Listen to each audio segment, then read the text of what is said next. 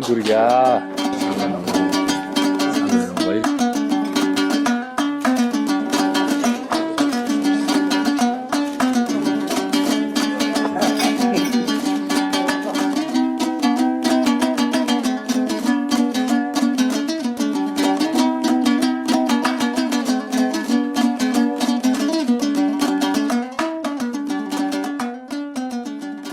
Дэлхийн 44 орны 400 сая гаруй хүн ёслол төгөлдөр тэмдэглэж байгаа.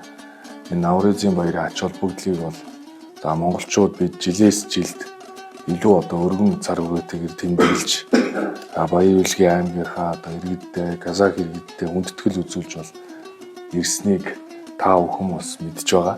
Өнөөдөр бас улс орон даяар Наврызын баярыг энэ өдрүүдэд ёслол төгөлдөр сайхан тэмдэглэж байна. Ихтэй сургуулиуд, компани, ажгүйн байгууллагууд, манай хувийн хөгжлийн төвийн байгууллагууд бол бүгдээрээ л казак иргэдтэй хүндэтгэл үзүүлж энэ баярыг сайхан өргөн дэлгэрээр тэмдэглэж байна.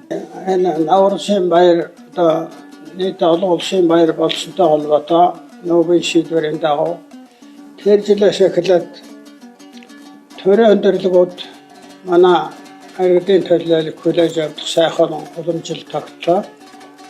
Жил болгон хүлээж авдаг. Ээлжлээ хүндэтгэл үзүүлдэг. Энэ өнд манай ардам нийт казахууд маш баяртай талархалтай байдаг. Монголоо казахын ардам биш. Тэр том Казахстаны казакууд хүртэл Монгол төрд бол их хүндэтгэлтэй ханддаг. Яагаад гэвэл цөөнхийг бол ингэж хүндэтдэг газар бол дэлхийд дахинд бол бас тийм чолон биш. Монгол шиг хүндэтдэг цөөнхийг газар бол тийм чолон биш. Дэлхий дээр нодны төв талбайд баяр хийснээс хойш маш олон хэвлэлээр гарсан. Монгол орн жинхэнэ ардчилсан орн байна гэж. Энэ ардчилсан орн гэдгийг бид нар хатуулах ёстой.